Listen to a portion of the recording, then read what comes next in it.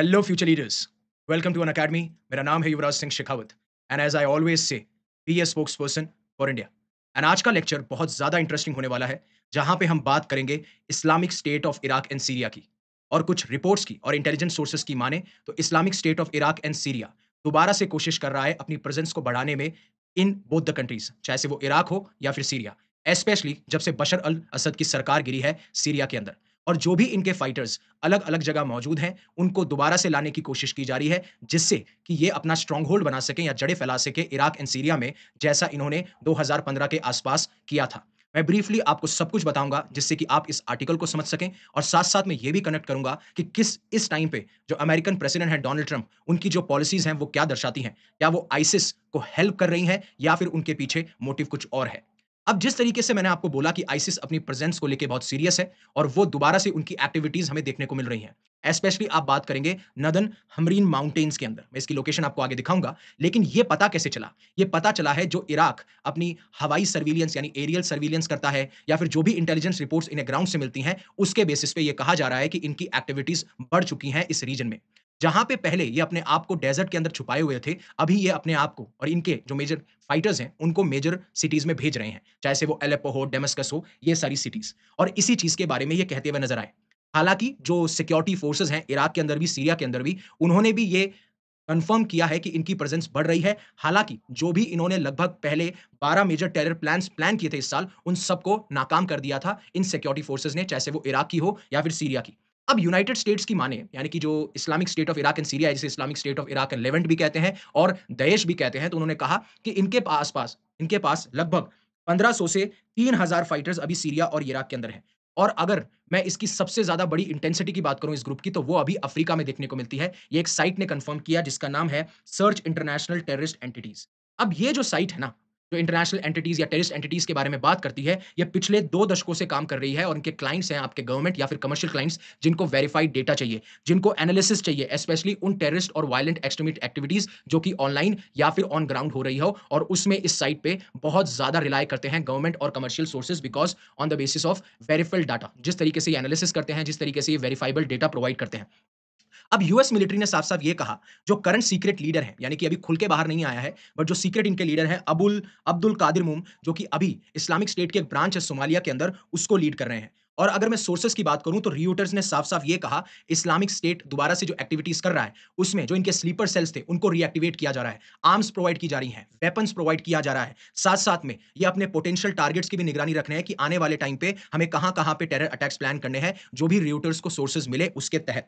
However अभी तक terror group ने बहुत ज़्यादा मेजर कोई सक्सेस अचीव नहीं करी है, क्योंकि 2018 में जब डोनाल्ड ट्रंप ने ये डिक्लेयर कर दिया था कि हमने आईसिस को पूरी तरीके से खत्म कर दिया है, उसके बाद में आईसिस के लिए बहुत बड़ी दिक्कत रही है इस रीजन के अंदर दोबारा से अपनी जड़ें फैलाना। लेकिन ये रिपोर्ट्स माने तो हाँ, अब वो एक सीरियसली इस चीज़ को देख रहे हैं, स्पेशली बशर अल असद की सरकार जो सीरिया में गिरी, उसके बाद में इंस्टेबिलिटी देखने को मिलती है। और इन टेरर ग्रुप्स की सबसे खास बात यही है कि जो भी नेशन या जो भी रीजन अभी ट्रबल्ड है, जहाँ पे इंस्टेबिलिटी है, उस इंस्टेबिलिटी, उस chaos का फ़ायदा उठा के अपनी पावर को इंक्रीज़ करना और अपनी प्रेज़ेंस को बढ़ाना, एंड देन उसके बाद में उस रीजन में अपना दबदबा बनाना, ऐसा हमें पास्ट में जितने भी रिकॉर्ड्स हैं, आपको देखने को मिलेंगे। अब आपको ब्रीफली थोड़ी-सी कहानी समझनी पड़ेगी। मैं ब्रीफली समझा पाऊँगा बिकॉज़ टाइम की लिमिटेशन है। अब एक तरफ है आपका इराक और एक तरफ है आपका सीरिया। अब आपको भी पता होगा, इराक में 2003 के टाइम पे सद्दाम हुसैन की सरकार थी। अब सद्दाम हुसैन थे एक सुन्नी।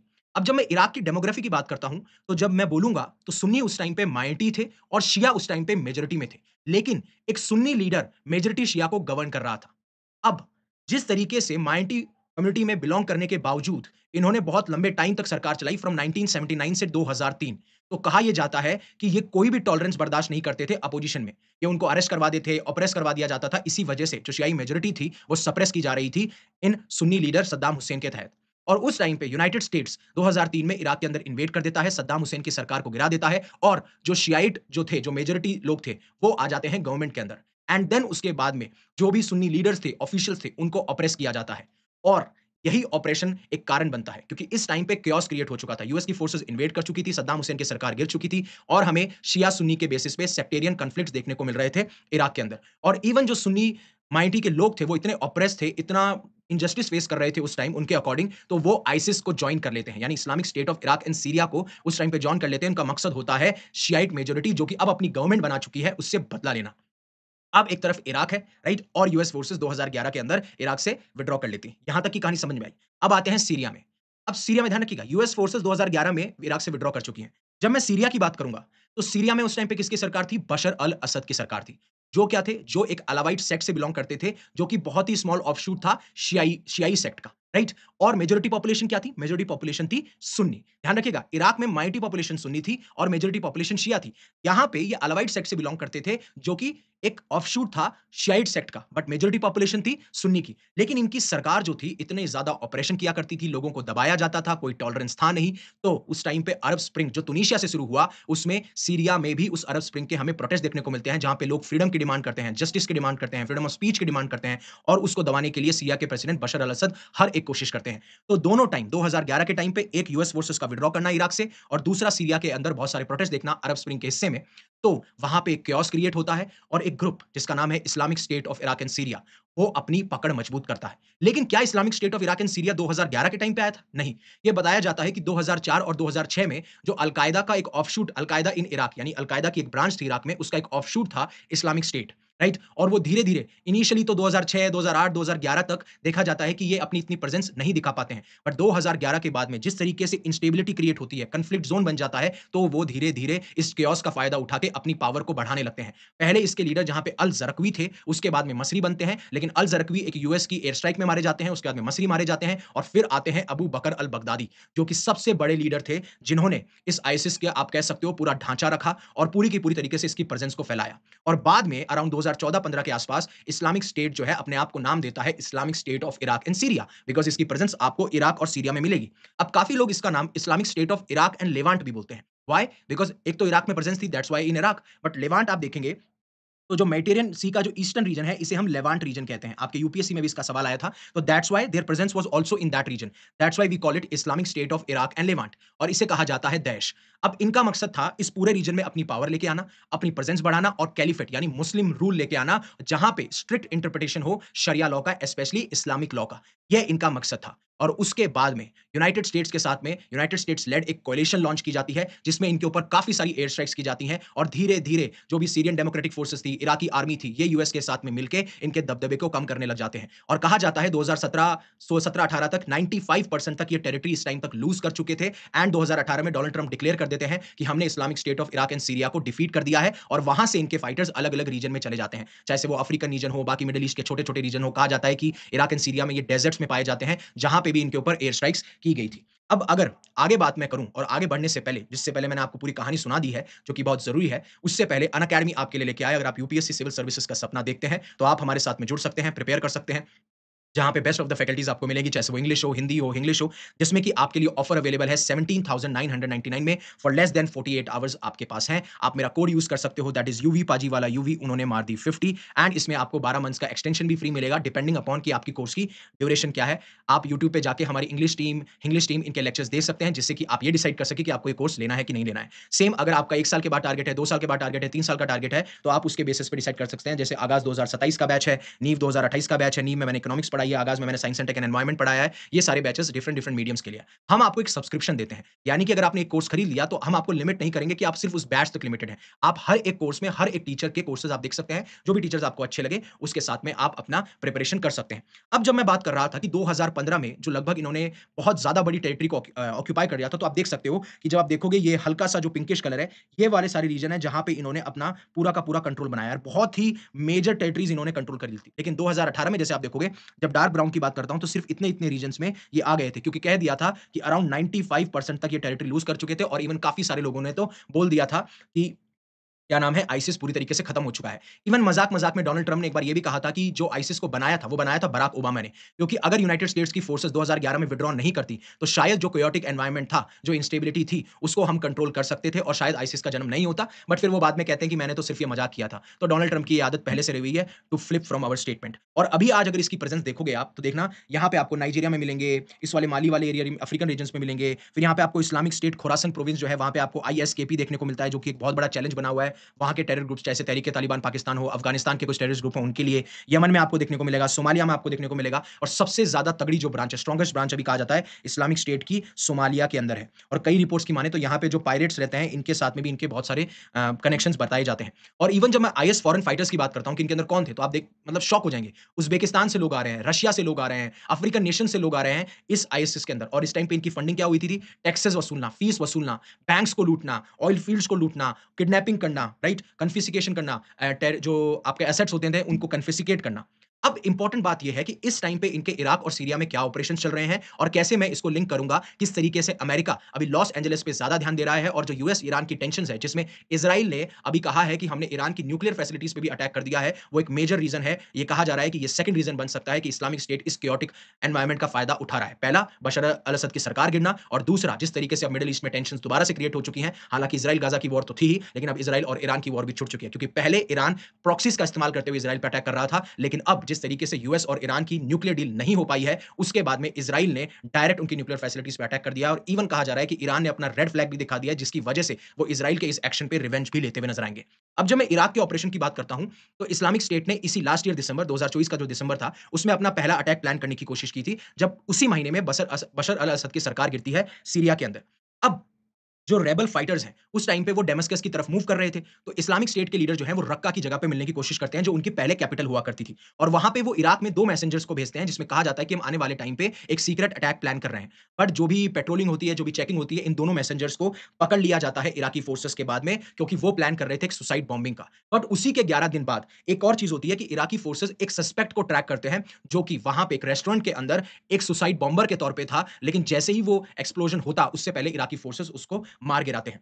तो जो मैं सिटीज़ आपको बता रहा था, जैसे डेमास्कस है और अभी जैसे मैंने आपको बोला रक्का जो कि फॉर्मर कैपिटल हुआ करती थी, एलिप्पो अब ये है, इदलिब ये मेजर-मेजर आप देखेंगे सीरिया की मेजर-मेजर सिटीज़ हैं, हमा है, वहीं पे मोसूल यहाँ पे आपका इराक के अंदर हो गई, फलुज्जा हो गई, ये किरकुक वाला रीजन हो गया, ये सारे रीजन्स आपके मेजॉरिटी ऑफ रीजन्स दिखाए जाते हैं। इवन इराकी आर्मी के जो कर्नल हैं अब्दुल अमीर अल बयाती, वो ये कहते हैं कि हाँ, काफ़ी टाइम हो चुका है इस्लामिक स्टेट को छुपे हुए, लेकिन वो दोबारा से जो सीरिया में chaos है और अब तो जो मिडल ईस्ट में chaos आ चुका है, उसकी वजह से ये अपने पैर फैलाने चाहते हैं और ये इराकी सर्विलेंस और इंटेलिजेंस मूवमेंट ने भी साफ-साफ कहा कि हमें उनके मूवमेंट हामरीन मूवमेंट्स में देखने को मिले हैं। अब जब मैं हामरीन मूवमेंट्स की बात माउंटेन्स की बात करता हूँ, तो यहाँ पे आपको हामरीन माउंटेन्स दिखेंगे। ये वाला रीजन किसका था? ये वाला रीजन आपका सीरिया का है और ये वाला रीजन आपका इराक का है। ये वाला मैंने आपको मौसूल दिखाया था, किरकुक दिखाया था, तो यहाँ पे आपको हर्मिन माउंटेन्स की रेंज देखने को मिलेगी और लगभग ये अपने आप को यहीं पाए जाते हैं। और जब कोएलिशन ने स्ट्राइक्स करी थी, तो ये जाके जो है डेज़र्ट्स में जाके छुप गए थे, हालाँकि वहाँ पे भी इनके काफ़ी सारे लोग मारे गए। जब मैं सीरिया में ऑपरेशन की बात करता हूँ, तो कहा ये जा रहा है, सीरिया के अंदर जो इनके फाइटर्स डेज़र्ट में छुपे हुए थे, जब कोएलिशन फोर्सेस इनको बॉम्ब कर रही थी,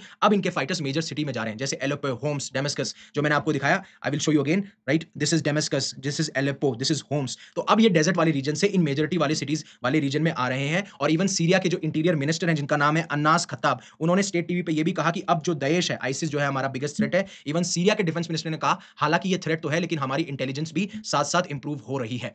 बट सबसे बड़ी बात ये है कि जो यूएस ईरान की टेंशन्स हुई, जहाँ पे न्यूक्लियर डील अभी भी साइन नहीं हो पाई, ईरान ने ये कहा कि हम पीसफुल पर्पसेस के लिए करना चाहते हैं, मतलब हम यूरेनियम को 3.67 के लेवल तक करेंगे, लेकिन अगर आप हमें अलाउ नहीं करोगे, तो हम आपके साथ में कोई भी डील नहीं करेंगे और ये चीज़ सिग्नल मिल चुका था और यूनाइटेड स्टेट्स ने भी कहा था कि ईरान नहीं मान रहा है डील के लिए, तो अभी उन्होंने अपने नॉन एसेंशियल स्टाफ्स को मिडल ईस्ट से हटाना शुरू कर दिया है, स्पेशली इराक से हटाना शुरू कर दिया है, क्योंकि उन्हें पता था कि अब जब मैं यहाँ से मूव आउट करूँगा, तो इंस्टेबिलिटी आएगी और मैं नहीं चाहता कि मेरे फोर्सेस शायद जो है इस दोनों लड़ाइयों के बीच में फँसे, राइट? और ऊपर से इंपॉर्टेंट बात ये है कि ईरान को शायद उन्होंने परमिशन दी, अब शायद क्या पक्का ही परमिशन सॉरी इज़राइल को परमिशन दी है कि भैया अब आप ईरान की न्यूक्लियर फैसिलिटीज़ पे करो बिकॉज़ ये तो डील कर नहीं रहे। और वहीं पे यूएस कहता है कि हमारा तो कोई इन्वॉल्वमेंट नहीं है, हमने तो पहले ही आपको वार्निंग दी थी कि Israel will attack on Iran, Israel will attack on Iran and they have done it. और अब देखना होगा कि किस तरीके से इज़राइल और ईरान की वॉर छिड़ती है। क्योंकि एक तरफ इज़राइल गाज़ा, एक तरफ इज़राइल हमास, एक तरफ इज़राइल ईरान और मज़े ले रहा है आपका यूनाइटेड स्टेट्स।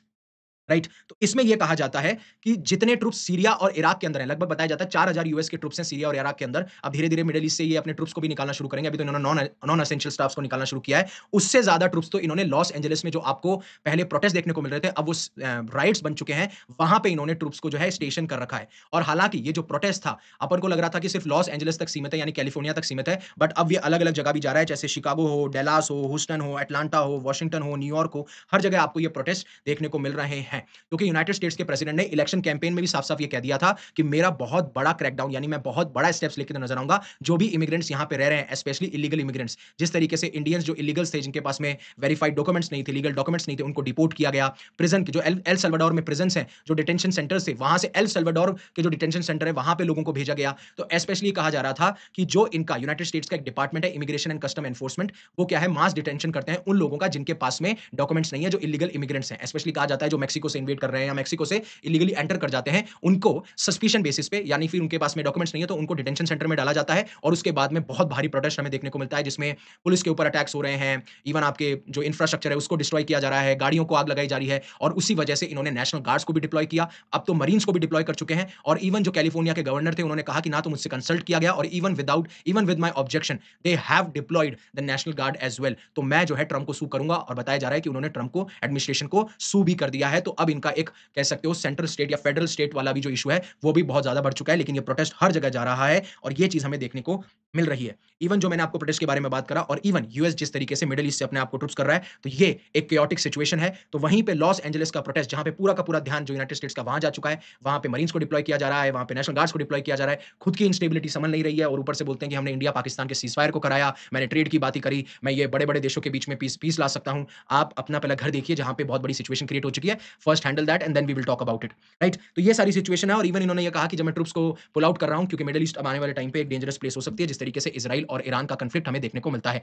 इवन आईसिस इतना एक्टिव नहीं है, बट अपने आप को वो रीइमर्ज करता हुआ नज़र आ रहा है। लेकिन जो इन्होंने नंबर ऑफ अटैक्स पहले ही क्लेम करते थे कि हमने इतने अटैक्स किए हैं, उतने अटैक्स किए हैं, अब ये अटैक्स धीरे-धीरे, धीरे-धीरे डिक्रीज़ हो चुके हैं। फॉर एग्ज़ाम्पल अगर 2025 के पहले 5 महीने की बात करोगे, तो आईसिस ने अराउंड 38 अटैक्स सीरिया में करवाए हैं और अगर इसी पेस से चलते रहें, तो इस साल भर में ये 90 अटैक्स कराएँगे। तो as compared to last year इन्होंने 270 अटैक कराए थे, तो ये सिर्फ 1/3 है और ये दर्शाता है कि सीरियन और इराकी फोर्सेस कितनी सीरियसली जो आईसिस है, उसको ले रही है। इवन इराक ने ये भी क्लेम किया कि पहले 5 महीने के अंदर तो हमारे यहाँ पे सिर्फ 4 अटैक्स हुए हैं, जो कि पिछले साल लगभग 61 अटैक्स इनके द्वारा किए गए थे। हालाँकि जो सीरियन फोर्सेस है, इराकी फोर्सेस है, इराकी इंटेलिजेंस है, सीरियन इंटेलिजेंस है, वो काफ़ी इम्प्रूव हो चुकी है, जब वो ड्रोन्स का और न्यू टेक्नोलॉजी का इस्तेमाल करती हैं। बट जो मैंने आपको साइट बताई थी, जो कि टेररिस्ट एंटिटीज़ के ऊपर निगाह रखती है पिछले 20 सालों से या 2 दशकों से, वो ये कहते हैं कि आईसिस को आप बिल्कुल भी लाइटली मत ले लीजिएगा, ये मत सोच लीजिएगा ये फिनिश हो चुकी है। अभी भी ये ग्रुप क्वाइटली प्लानिंग कर रहा है, जैसे ही इनको एक फेवरेबल टाइम मिलेगा, they will get their power back. तो ये सारी चीज़ें थी जो मैं आपको समझाना चाहता था। होपफुली आपको समझ में आया होगा कि कैसे आईसिस की रिमर्जेंस हो रही है और क्या एक्टिविटीज़ देखने को मिल रही हैं, जो कि इराकी और सीरियन इंटेलिजेंस ने ही प्रोवाइड करी हैं। किस तरीके से ये दोबारा से पहले इमर्ज हुए, क्या-क्या सिचुएशन को फेस करनी पड़ी, अभी कैसे इमर्ज हो रहे हैं और कैसे यूनाइटेड स्टेट्स के जो प्रेसिडेंट डोनाल्ड ट्रम्प हैं, जिस तरीके से अपने ट्रूप्स को पुल आउट कर रहे हैं और अभी उनका पूरा फोकस एलए पे है। सो दैट शोज़ कि मिडल ईस्ट आने वाले टाइम पे बहुत बड़ा कन्फ्लिक्टेड ज़ोन होगा और यही chaotic एनवायरनमेंट बशर अल-असद सरकार के गिरने के बाद में इज़राइल गाज़ा की वॉर जो चल रही है एंड स्पेशली अब इज़राइल ईरान भी एक-दूसरे के सामने है। तो इन जो टेररिस्ट ग्रुप्स ने अपना स्ट्रॉन्गहोल्ड लूज़ कर दिया था, वो वहीं पे अपने पैर दोबारा से पसारेंगे। So thank you very much for giving me your precious asset that is your time. Stay safe, stay happy, take care. जय हिंद, जय भारत।